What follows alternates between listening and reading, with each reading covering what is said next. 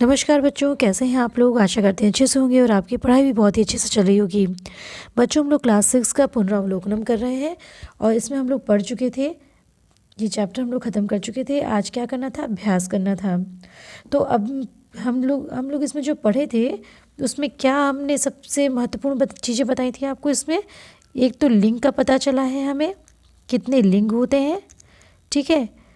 और दूसरा है वचन, लिंग, वचन और पुरुष। पुरुष ये तीनों तीन होते हैं। लिंग जो होता है वो तीन है, स्त्रीलिंग, पुल्लिंग और नपुंसक लिंग। वचन भी आपके तीन हो गए, एक वचन, द्विवचन और बहुवचन। और पुरुष भी तीन है, प्रथम पुरुष, मध्यम पुरुष और उत्तम पुरुष। इन तीनों चीज़ों की जानकारी इस चैप्टर में दी गई है, ठीक है। और फिर प्रश्नवाचक चिन्ह का प्रयोग, प्रश्नवाचक जो चिन्ह है उसका प्रयोग स्त्रीलिंग में, पुल्लिंग में और नपुंसक लिंग में किन शब्दों के साथ किया जाता है उसको भी बताया गया है, तो वो भी आपने पढ़ा है। तो आज जो अभ्यास करेंगे वो सब चीज़ों का ध्यान में रखते हुए करेंगे, ठीक है। तो ये देखिए शब्दार्थ।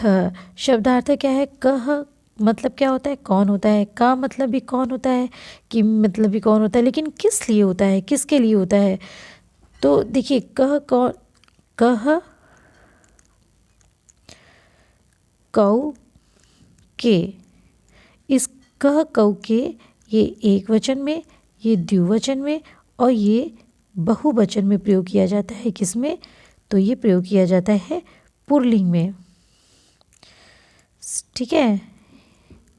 ये पुल्लिंग में ये एक वचन, द्विवचन और बहुवचन का प्रयोग किया जाता है, ठीक है। कह मतलब कौन, कौ मतलब कौन दोनों, के मतलब कौन सब, ठीक है। उसी तरह से स्त्रीलिंग में का, के, काह, ये एक वचन हो गया, ये द्विवचन और ये बहुवचन, ये प्रयोग किया जाता है स्त्रीलिंग में, ठीक है।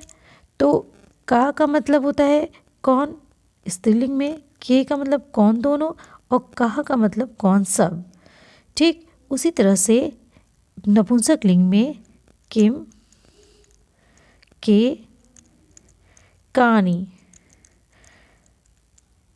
ठीक। ये नपुंसक लिंग में प्रयोग किया जाता है। किम एक वचन, के द्विवचन और कानी बहुवचन। तो ये देखिए के स्त्रीलिंग में, द्विवचन में और के नपुंसक लिंग, ये नपुंसक लिंग है। नपुंसक लिंग में के नपुंसक लिंग में द्विवचन के नपुंसक लिंग में और स्त्रीलिंग में समान है, ठीक है। तो ये देखिए किम का मतलब कौन होता है, लेकिन नपुंसक लिंग में है तो नपुंसक लिंग निर्जीव वस्तु जैसी चीज़ें हो गई, तो उसमें हम क्या का सेंस लगाते हैं, क्या, ठीक। अब निर्जीव वस्तुओं के लिए तो क्या नहीं बोलेंगे, कौन नहीं बोलेंगे।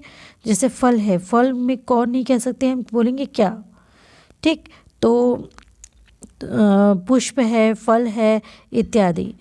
तो ये जान लीजिए कि कह कौ के पुल्लिंग में प्रयोग करते हैं, का के का स्त्रीलिंग में और किम के कानी नपुंसक लिंग में प्रयोग किया जाता है। अब चलिए आगे बढ़ते हैं। चित्रानुसारम संस्कृते वाक्यानि रचयत, इसको थोड़ा सा और बड़ा कर लिया जाए। हाँ, अभी देखिए चित्रानुसारम, चित्र के अनुसार, संस्कृति संस्कृत में, संस्कृति में कौन सी विभक्ति कौन सा वचन है, तो सप्तमी विभक्ति, कौन सा विभक्ति कौन सा वचन हो गया, तो ये इसमें आपका सप्तमी विभक्ति एक वचन का प्रयोग किया गया है।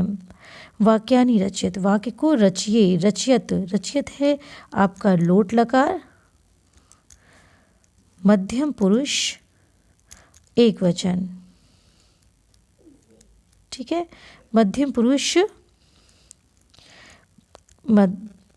मध्यम पुरुष और एक वचन का प्रयोग है, ठीक है। ये क्लियर नहीं था, एक वचन का प्रयोग है। और लोट लकार में क्या होता है, लोट लकार का अर्थ होता है आज्ञा सूचक, ठीक है। लोट लकार का अर्थ होता है आज्ञा सूचक। जाओ, खाओ, पियो, रचो, इस तरह से जो वाक्य होते हैं वो आज्ञा सूचक होते हैं, लोट लकार। तो चित्र के अनुसार संस्कृत में वाक्य को रचिए, वाक्य को बनाइए। तो कह धावती, कह धावती, कौन दौड़ता है, एक वचन में है, कौन दौड़ता है, और पुल्लिंग में है, एक वचन में है और पुल्लिंग में है। तो चित्र को देखिए और बताइए उत्तर क्या होगा। तो उत्तर हो जाएगा आपका अश्वः धावती। ठीक। का लिखती, का लिखती, कौन लिखती है, तो का एक वचन में है, ठीक है, और लिखती है, कौन लिखती है, तो बालिका, ठीक है, बालिका लिखती। किम पतति, क्या गिरता है, किम पतति, क्या गिरता है, तो देख लीजिए क्या गिर रहा है, पतति है, एक वचन में है, पतति किस में है, एक वचन में है, और एक वचन में और नपुंसकलिंग है किम। तो किम मतलब क्या, गिरता है, तो क्या हो जाएगा, देख लीजिए क्या गिर रहा है, फल गिर रहा है ना,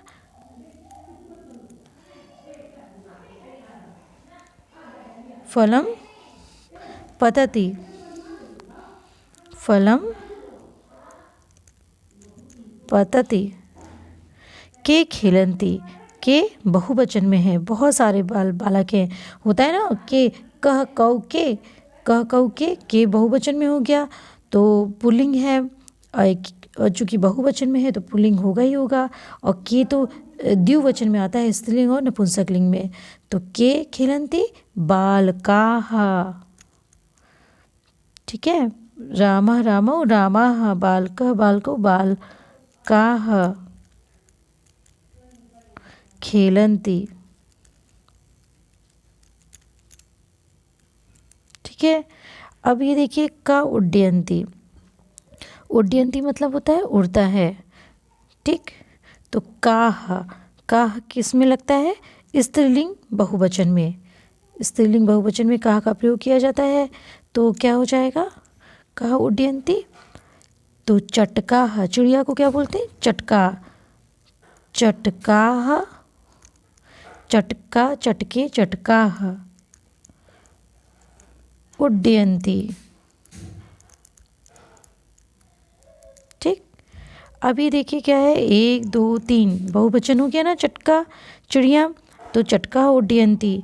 फिर क्या है, कानी विकसंती, कानी, कानी होता है आपके बहुवचन में, ठीक है, कानी किस में होता है, बहुवचन में। तो कानी विकसंती, तो बहुत सारे पुष्प हो गए ना, तो पुष्पम पुष्पे पुष्पाणि, तो हो जाएगा पुष्पाणि विकसंती, पुष्पाणि विकसंती। चित्रानुसारम संस्कृते वाक्यानि रचयत, चित्र के अनुसार संस्कृत में वाक्य रचना करो। सेम है, संस्कृते, संस्कृत में सप्तमी एक वचन, और वाक्यानि रचित, रचित में लोट लकार है, आज्ञा सूचक है, मध्यम पुरुष एक वचन। अब ये देखिए क्या है, का पठन्ति, बालिका पठन्ति। चित्र के अनुसार संस्कृत में वाक्यानि रचयत, एक मिनट, का पठन्ति, जैसे कि दे दिया कि का पठन्ति, कौन पढ़ता है, तो उत्तर मिला बालिका पठन्ति, ठीक। एक उदाहरण दे दिया है, अब इसको बताइए, वाक्य को रचिए। जैसे अब इसमें प्रश्न भी बनाइए और उत्तर भी बनाइए। तो ये ढेर सारे पुष्प है ना, तो आप कहेंगे कि आप क्या बोलेंगे कि कानि विकसंती, पुष्प के लिए तो बहुत कानि आएगा ना, कौन सब, तो आप बनाएंगे कानि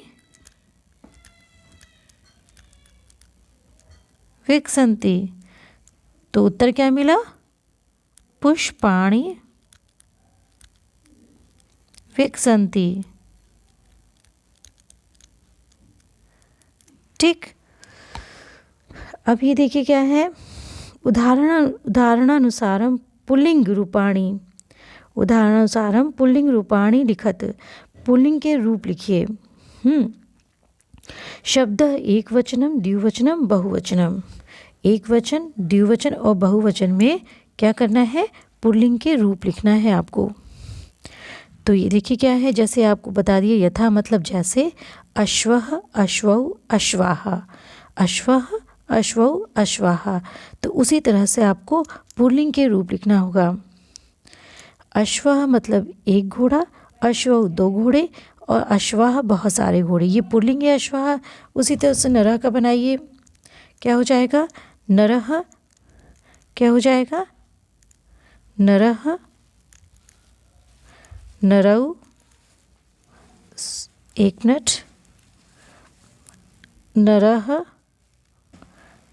नरौ, नराः, ठीक है। फिर गज का क्या होगा, गजः, गजौ, गजाः। इसी तरह से मृग का बनाइए, ये सारे पुल्लिंग हैं, नर, गज, मृग, वानर, सैनिक, ये सब क्या है, पुल्लिंग के शब्द हैं। मृग का क्या बनेगा, मृगः,